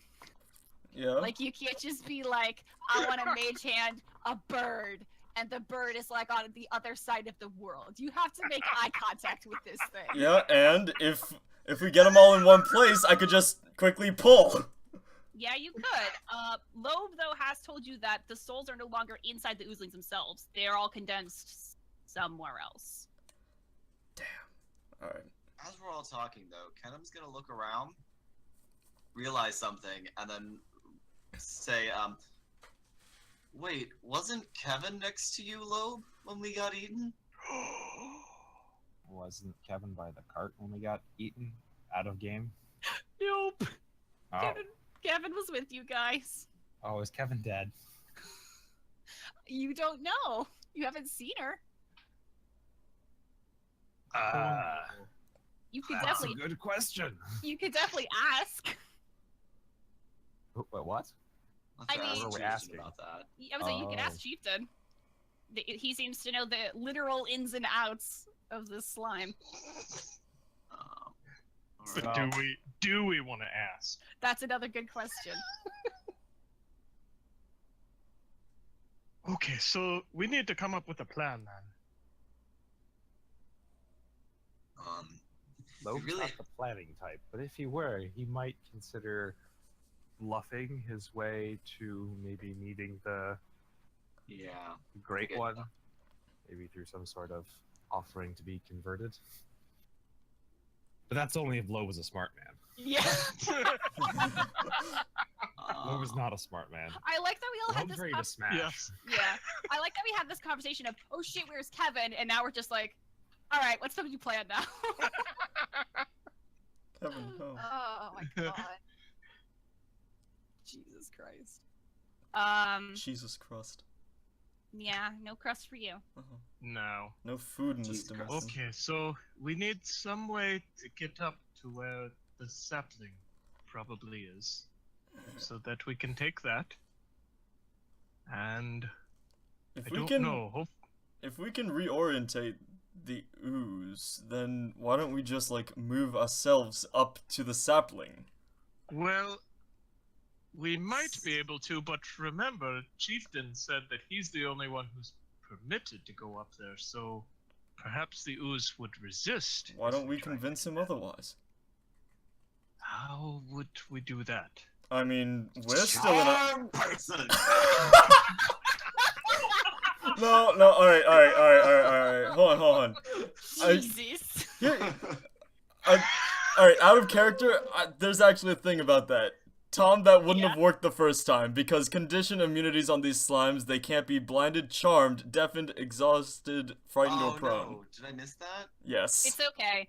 Apparently, Uzi the Giant missed that fucking the day he was converted, so... Yeah. Side note, I'm gonna go ahead and heal everyone for whatever life they lost, or am I the only one who lost life? I'm good. I Yeah, I was mean, gonna say. I'm down 4 health from my I'll say initial this. encounter. I'll say this too. You guys were out long enough where you definitely did regain half of your spells for those who have magic. I don't know if you just assumed that or you were just rolling off of what you had. Oh, okay, awesome. But you do get half your spells back. This does count as a short rest. Can't believe I forgot to say that. Oops. It's okay. We have pretty other sure- oozier things on our mind. Pretty sure wizards are the only ones that can do that, though. Yeah, whatever. Screw It's it. a wizard-specific thing. Do I look like I care? We don't know. We can't see you. Well, let's see. How... Okay. I suppose you could try your charm person. I mean, like, technically speaking, it did work the first time. Yeah, only because you forgot. Might work again. I have a terrible idea. Oh, God. Okay, let's hear it. Oh no. I have Unseen Servant for my tattoo. Oh god. Okay. We could tear that light out of the ooze with the Unseen Servant and then book it to the front of the slime. I can use Mage Hand. I don't know. My Mage Hand is invisible, so I might be able to help you with that. Oh my God. You slap it in the face, I'll take the heart. So now, just so I understand this, you're basically, you want to stab Chieftain in the back, is what you're telling me. Back, front, we don't yeah, know. We kind can't of. see him. Does he even have a back? I mean, kind of. Does he even have a back? Listen, Yeah. they killed a town. They kind of No. Okay, now, something I just thought of. Now, this great one permits us to move about. However, if we attack Chieftain, will we still be able... That's a good question. That might pose a problem. Then again, we did just kill like 4 other things. First.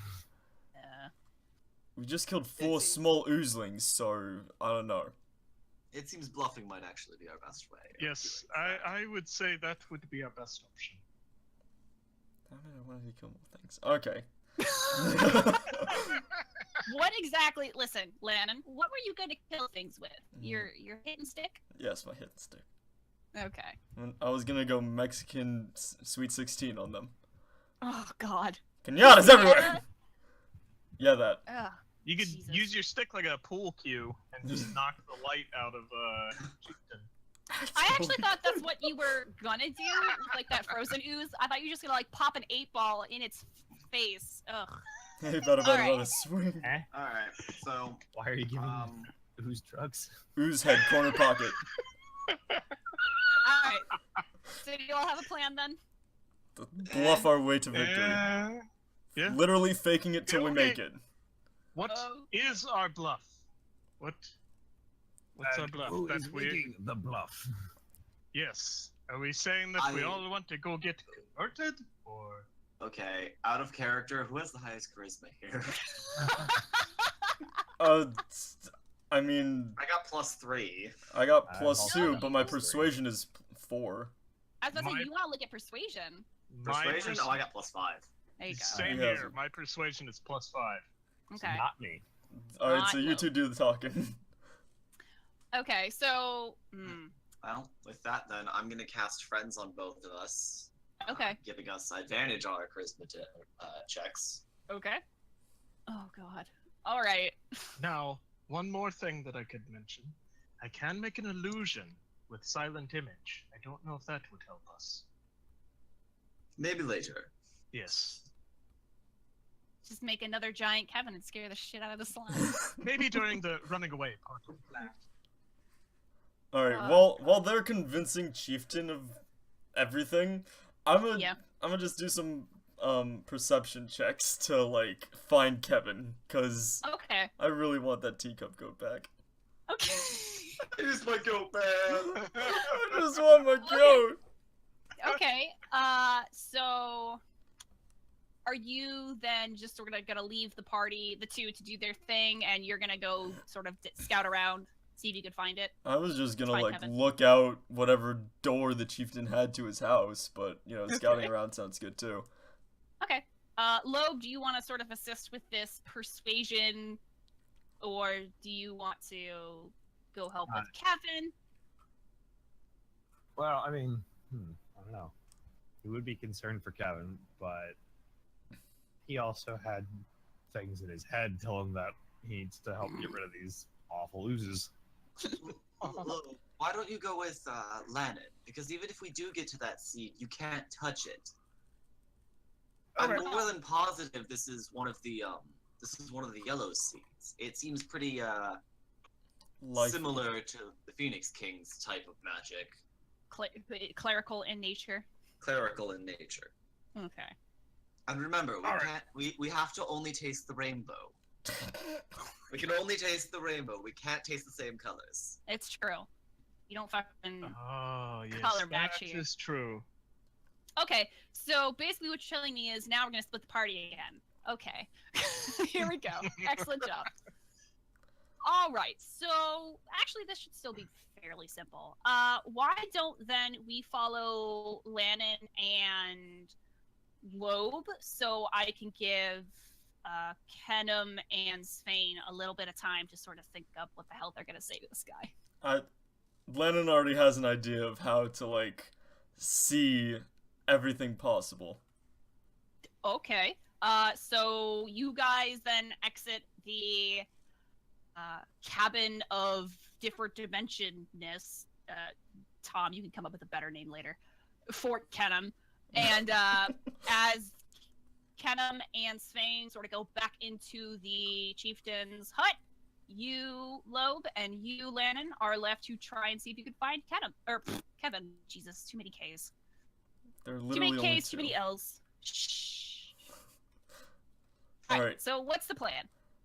Lannon's gonna make like a rope and harness attached to the rope, or attach the rope to the ceiling of the slime, and then dangle in the direct center of the beast. Okay. I like that idea. What are you gonna do with Lobe exactly? Same deal? Yeah, same deal. We're just looking for Kevin, right? Yes, Yeah. you are just looking for Kevin. Why don't we just take the stairs? Because we can see every single corner if we stay in the middle of the beast. So let's just walk into the middle. Look, he just wants to reenact Ocean's 11, okay? Okay, Lobe's gonna take the stairs to the middle of it. I guess Lannon's gonna do his weird bungee jumping trick. I mean, yeah, why not? Make Well, it if we just fun. want to get like up in the middle, I'll imagine a pathway in the middle from where we are and just walk There you out go. into the middle. Alright, Lobe does his thing. You do your thing now, Lannon. I don't even know what you... Okay, explain to me what exactly you're doing. He is literally taking a bunch of slime, attaching it to his torso, Okay. and to the highest point of the giant overlord slime beast thing, Okay. and just making it so that he's hanging in the direct center of the entire thing. Okay, yeah, so kind of like bungee jumping, except the actual jumping part, the fun part, is over. Yeah. Okay, then you two can make me perceptions. I want to use my inspiration. Okay. My natural 20. I really want to find this goat. Okay, well then, fucking never mind, I guess. I mean, Lobe, feel free to make a roll as well, but Sure. I it's make it's a a roll for fun. roll for funsies. Hey, maybe you could find like some sort of hidden chest of gold. Who knows? Look, guys, if he gets a nat 22, I'll just give you like another magical animal. That's just how that goes down. Because the odds of this are astronomical. Why do I need another one? I don't know. Why Maybe not? later. So Look. am I doing perception? Yeah, just do Perception. perception. Well, Yeah. for funsies. Oh. Yeah. A I 5. haven't seen too much. So, Lobe, you sort of take the pathway and you're looking around. No sign of Kevin. But Lannon, with your nat 20, you do spy singe marks. Like, you see one of the huts looked like it was on fire at some point, and now it's sort of encoded in this membrane of gray ooze. But it definitely looks like it was on fire at some point, and very faintly you can sort of hear the muffled bleats of like, whoever is in there is freaking the fuck out. I am swinging Spider-Man style, kicking through the door, and getting into that damn cabin. Alright, roll me acrobatics. Lobe With will just advantage. chase after. Yeah, you say? with advantage, because you know, Slime will help you out. 15. Okay, well, screw what I said. Okay, so you Spider-Man across, you kick the door down, Lobe is not too far behind, and you do see this, the inside of this hut is very much encased in slime. It does part for you as you step around, and you see way off in the corner, on this half-dissolved table, is little baby Kevin, sort of bouncing around the table, freaking out. Her hooves look a little singed. She looks a little beat up, like she tried to swim in this sort of gray ooze, and that did not work in her favor very well. So now she's just freaking the hell out of this table. Like, What do I have to roll to grab her and calm her down? I mean, you can just pick her up. The slime will keep I'm doing moving out of your way. Okay, so you pick her up. Actually, wait, there is something you have to do for me. No. Roll handle animal for me. I don't think I have anything in that. Oh, that's Hold on. unfortunate. No, I have a +1 in that. Okay. 20. That's a Jesus. Okay. There you go. Well, Kevin sort of starts to freak out a little as you go to pick her up, and I guess you just pet her in the special place. Shh, it's In okay. between it's her okay. nubs. You're here. You're with me now. It's okay. It's okay.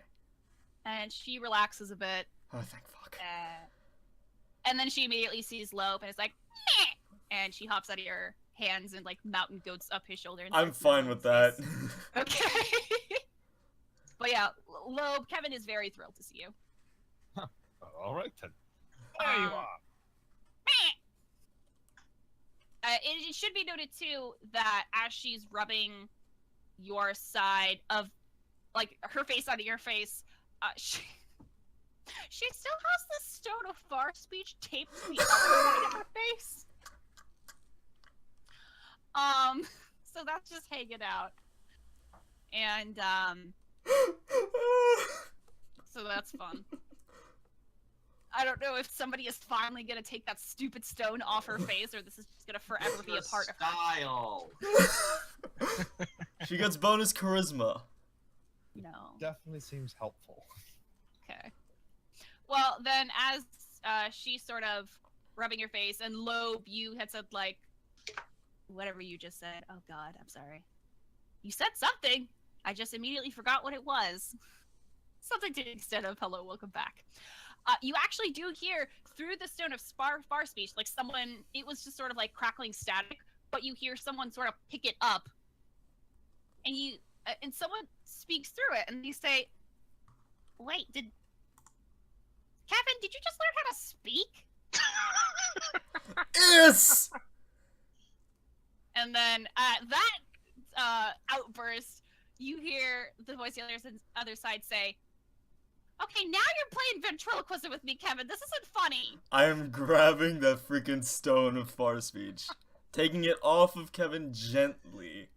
Yeah, that's some fucking hard scotch tape or whatever And Kevin then- used to tape it on her face. And then freaking yelling into it, get us out of here! Okay, so and then after that, I guess we'll skip on over to Persuasion Party, who seems to have a plan of action. Alright. So, first things first. Do we actually have one of those daggers that extracts the seeds? I don't know if that was standard issue or not. No, it was not standard issue. Okay. Lannon's the one who had it, but if you wanted that, I'm sure Lannon would have been fine giving it to you. I don't Yeah, think that- can we just Yeah. like establish that it's had? Yes. We will establish that. Who has it? Giving it to Svein. He's He proficient knows with how to weapons. use a weapon. You know, Good point. I have at best a +1. Okay. Got So Svein has the knife of sapling duggery or something. Okay. The gardening And- shear. The gardening shears, sure. And you have re-entered or have just re-entered Chieftain's hut at this point, correct? Yes. Yeah. And Chieftain is still sitting on the table. It doesn't actually look like he moved since you last told him to just wait a second. He looks like he's just been sitting frozen on this seat. I think he literally thought it was going to be a second. Yeah.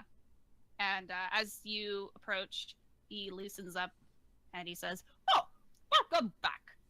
Have you made any decisions about being converted?" We kind of have, but Chieftain, here's the problem. Dwarves like Svein here they're not like the people you've been eating. Oh?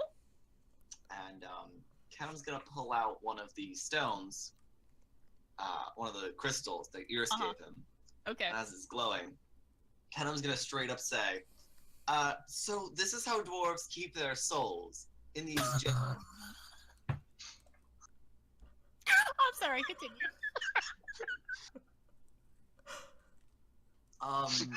So I think this time, I promise I will not hit your Great One with fire again, but we're going to need to talk to the Great One to see how we can convert this properly. All right. Svein, do you add anything to that? Yes, Spain's going to say, yes, you see, my people, they're closely intertwined with the rocks in a way that is very different from other races. As you can see by the beard crystals. Yeah, by the beard crystals. Okay. This is interesting. Because you're kind of lying a little. I'm lying. Spain's lying. Spain's clean, not. but I am straight up lying. Okay, so you can roll me a lie check then. Roll me that deception. And since it's friends and a charisma-based skill, I get advantage. Oh, unless you're just gonna also blow your 20 on this, I guess. No, I've got a much better plan for that one. Oh, I'm sure you fucking do. 11, and I'm perfect 20. You didn't need to use it. Natural 20. I love it. Love it, I love it, I love it. Holy shit! Okay. So you finish sort of your web of lies, to which Chieftain is thoroughly entangled. He even goes so far as to, like, stand up, sort of in shock, and he's like, I had no idea. Thank you so much for bringing this to our attention. This could have been quite disastrous. So as you see, we need to go talk to the old one in his the great one in his infinite wisdom to figure out how to proceed with this. Oh, yes, I would definitely say for certain that this is something the Great One must be spoken to post-haste.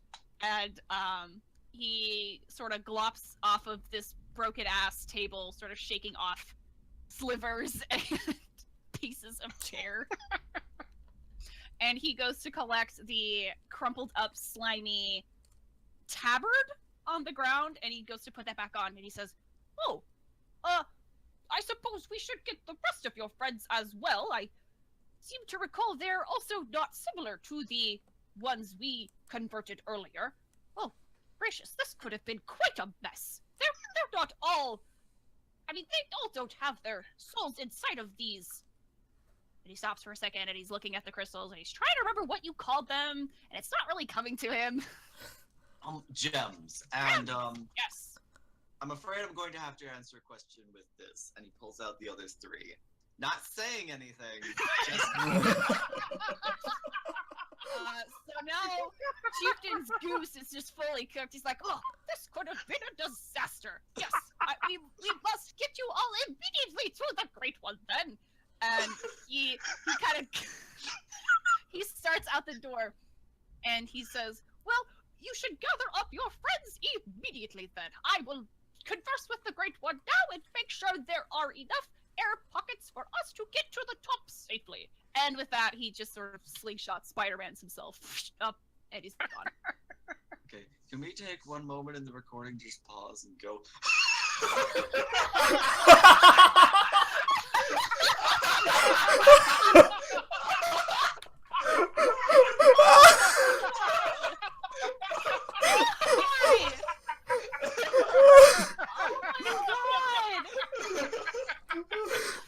Alright. So, an hour, 56 minutes into this recording. I am writing that down, making sure that I know.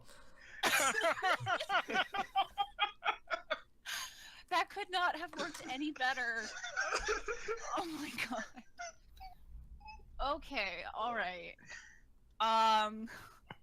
Okay. Jesus. Okay, so, fuck. Well, okay, so let's bring the party back together then. So you guys leave.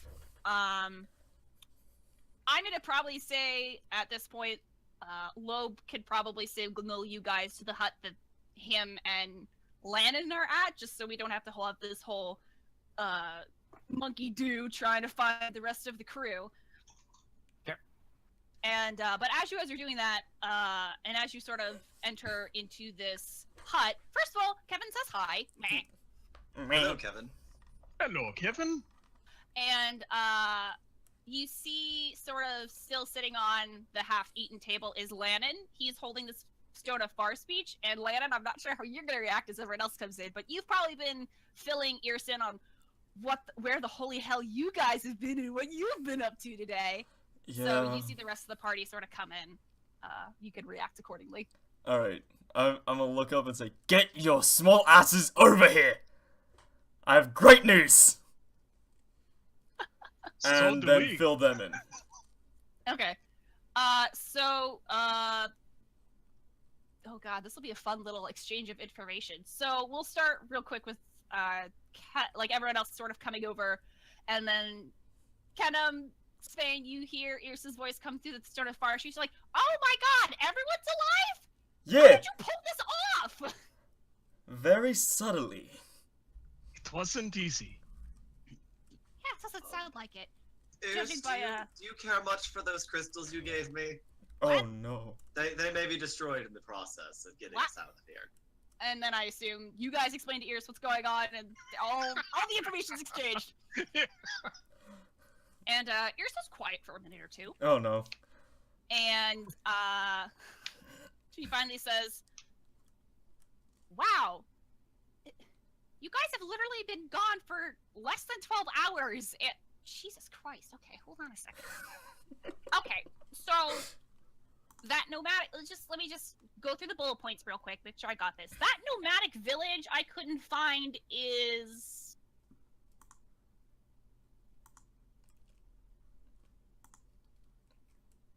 Wow, way to fill in the blanks there. Assholes. I thought my internet crashed. Yes. I thought for a second.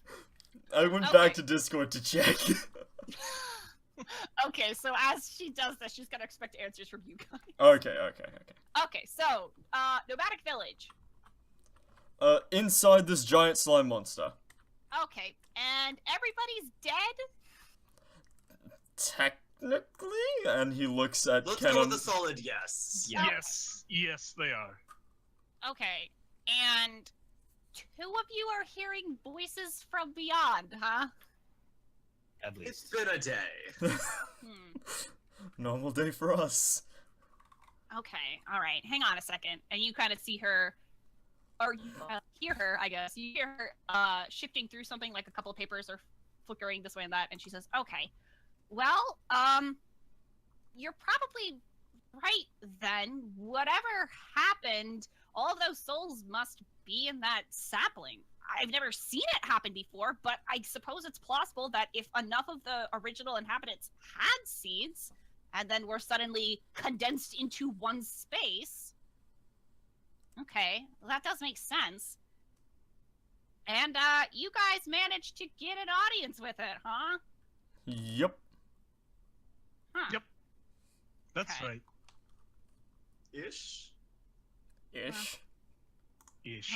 Well, hopefully you can figure out how to get it, I guess. And again, she kind of goes quiet for a second. And then you hear her say, "Look, guys, I know we've only known each other for a week or so, but I want you to know that I did try and get you guys. I mean, Florence was all over that slime. It was actually kind of frightening. Florence. Yeah, Oh, no, but he's Florence. made of like bits of metal, so Oh no. I mean, it's okay. And Is he okay? he is. No, he is. And it definitely sounds like she's trying to sort of keep herself together. And she takes another breath. She says, "Look, I'm honestly glad you guys are okay. You care about us. Shut up, Lannon. Don't ruin the moment." Aww. Oh shit, is Winslow alive? That's good to hear. Wait, what? Is Winslow alive? Oh, you mean Sleeping Fucking Beauty? Yeah, no, he's fine. Let me guess, he Well, passed out. Right as the whole you guys disappearing thing. Yeah, no, had to deal with that. He's still asleep, so he's been Jesus helpful. fuck. Okay. And she goes quiet again and she says, "Look, I am glad you guys are okay, and this seems like a pretty easy situation to fix. But you know what's gonna happen when we take the sapling, right?" It's going to crumble. We're going to have to get run out like of... hell. Yes, we need to get out of here. Yes, the whole structure comes down. Rope trick. Okay, look, I don't know how to say this, but I don't know how I exactly feel about us sort of killing this entirely new race of people.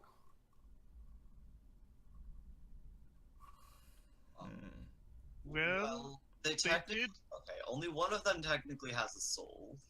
and they did kind of kill a bunch of other people. I know, understandable, but for what you've been telling me about this... Oh god, what does he call himself? Oozelings. Chieftain?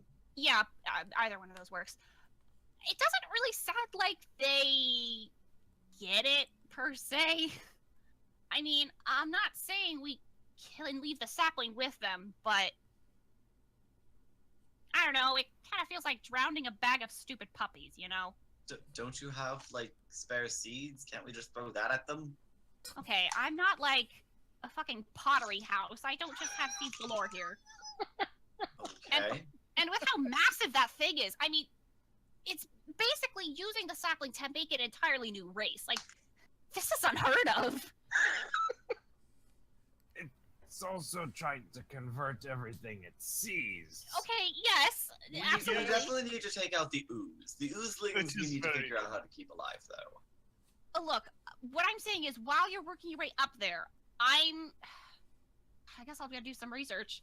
Just, I understand if you have to do what you have to do, but they're not mindless, you know? Can't we just cut the seedling up and then give it to them? Well, no, we kind of need it. We definitely cannot let them keep it. Again, they're kind of like toddlers, back at dumb puppies, giving them, like, the god sword. That's definitely not a good combination. Okay. Okay. Let's get there and figure this out, alright? Okay. Right.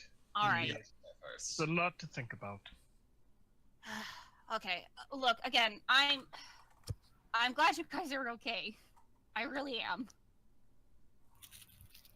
Well, we're glad to hear that.